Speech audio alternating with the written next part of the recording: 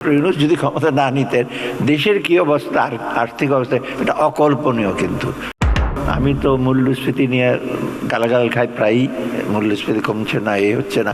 এটার কিন্তু সবচেয়ে বড় একটা হলো লোকাল লেভেল যে মনিটর, লোকাল লেভেল যে একটু করা, সেটা আপনাদের যারা বিশেষ করে ম্যাজিস্ট্রেট যারা আছেন একটু দেখভাল করলে কিন্তু আমাদের মানুষের জীবনের কষ্ট অনেক লাঘব হয়। এটা একটু সিরিয়াসলি আপনারা করেন, আপনারা কাজ করছেন, আমি আর ধন্যবাদ জানাই অ্যাডমিনিস্ট্রেশন। কারণ আমরা যেই পর্যায়ে আমরা আসছি, দায়িত্ব নিয়েছি, সেটার ভেতরের ব্যাপার স্যাপার অনেকের তো জানেন না, আমরা জানি। এখন 6 মাস পরে কিন্তু অনেকগুলো কী হয়েছে কদ্দূর করলেন। কারণ আমরা বুঝি আমরা না আসলে হয়তো বাংলাদেশের অস্তিত্ব হয়তো হুমকি স্বরূপ থাকতো। এটা আমরা বলি কাউন্টার ফ্যাকচুয়াল আর্গুমেন্ট। মানে না আসলে ডক্টর ইউনূস যদি ক্ষমতা না নিতেন দেশের কী অবস্থা, আর্থিক অবস্থা, এটা অকল্পনীয়। কিন্তু এটা ভেতরের লোকজন জানে না, বাইরের লোকজন যারা পণ্ডিত ব্যক্তি জানেন, আপনারা অনেকে জানেন কিন্তু স্বীকার করতে চান না। এত বিপর্যয়ের মুখে ছিলাম আমরা এখন মোটামুটি কিছুটা স্বস্তি আসছে এবং কিছুটা স্টেবিলিটি, আমি বলবো না সম্পূর্ণভাবে স্টেবল হয়েছে, আমাদেরও ফেলিওর আছে, ভুল ত্রুটি হচ্ছে। কিন্তু যদি আপনারা সহযোগিতা না করলে কিন্তু আমরা যতটুকু সময়ে আছি এটা কিছু পজিটিভ কাজ, কিছু ইতিবাচক কাজ করে যেতে চাই। কারণ বাংলাদেশ থেকে একটি দেশ, এবং বিদেশে একটা জিনিস বলি, বাংলাদেশের অ্যাকসেপ্টেবিলিটি কিন্তু অনেক বেশি।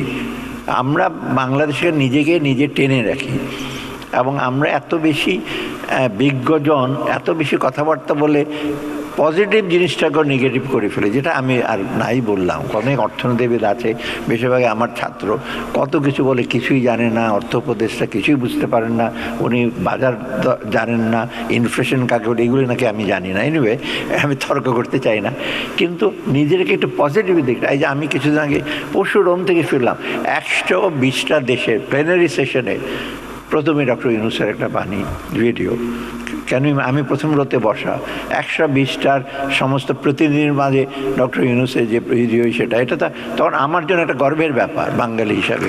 আমি সামনে বসে আছি এবং সেখানে সবাই তখন জানে যে ডক্টর ইউনূস বাংলাদেশের ইন্টারভিউয়ের প্রধান, আর যারা এডিবি প্রেসিডেন্ট যারা ছিল তারা তো জানেই সবাই। অতএব এই জিনিসটাকে একটু আমরা আমাদের জাতীয় গৌরবটাকে আপনারা দেশে বিদেশে একটু সমুন্নত রাখেন, সেটাই কিন্তু আমি আবার অনুরোধ করি। আমরা যেটা করছি সবার ভালোর জন্য করছি, কিছু ভুল ত্রুটি থাকলেও সেগুলো আমাদেরকে একটু কোঅপারেট করেন, কিন্তু আমাদের আদেশ নির্দেশে কিন্তু সব কিছু হবে না, বাস্তবায়ন হবে না। এটা আপনারা করবেন, এটাই সবচেয়ে বড়। এবং যে না, তবে ডিফিকাল্ট হবে যদি আপনারা সহযোগিতা না করেন। আর একটা জিনিস আমি সবসময় বলি, সংস্কার কিছুটা আমরা চেষ্টা করতে এবং কিছুটা ইতিবাচক জিনিস করব। আমি সবসময় বলি, ভবিষ্যতে যেই সরকারি আসে না কেন, আমরা একটা ফুটপ্রিন্ট রেখে যেতে চাই, পদচিহ্ন। মানে আমরা যেটা করব, এবং অনেকে আমাকে জিজ্ঞেস করে একদিন এই রাজনীতিবিদ আমাকে, কী বলছেন আপনি ফুটপ্রিন্ট রাখবেন? এটা যদি না মানি, আমরা আপনাদের মানতে হবে। কারণ আমরা জনগণের ভালোর জন্য করব, তাদের সাথে আলাপ আলোচনা করে করব। তখন আপনারা ওটাকে রিজেক্ট করতে পারবেন না, তখন আপনাদেরকে টেনে নামিয়ে দেবে জনগণ।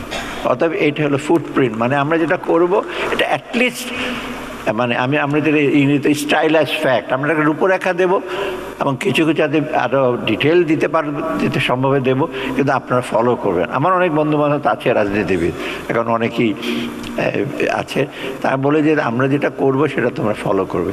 কারণ অতীতে যারা করেছে, যে যারা 15 বর্ষের কথা বলেন, তাদেরকে ফলো করার মতো তেমন আমরা কিছু পাইনি। তারা যেটা করেছে বেশিরভাগই আমি বলি নেগেটিভ, যাই বলেন, অর্থনৈতিক ক্ষেত্রে বলেন, রাজনৈতিক ক্ষেত্রে বলেন, ইভেন সামাজিক ক্ষেত্রে বলেন। আমরা চাচ্ছি কিছুটা ইতিবাচক, এবং আমি মনে করি প্রফেসর ইউনূসের নেতৃত্বে এবং আপনাদের সহায়তা, সবাই সিভিল সার্ভিস, প্রশাসন, ইঞ্জিনিয়ার, ডাক্তার, সবার সাথে একসাথে কাজ না করলে কিন্তু বাংলাদেশকে আমরা সুসংগত করতে পারবো না। এমনি মোটামুটি বাংলাদেশ ইমেজ ভালো, কিন্তু আমরা চাই একটা শক্ত এবং শান্তিকামী, কল্যাণমুখী এবং সমতা ভিত্তিক একটা রাষ্ট্র গড়ে তোলার জন্য।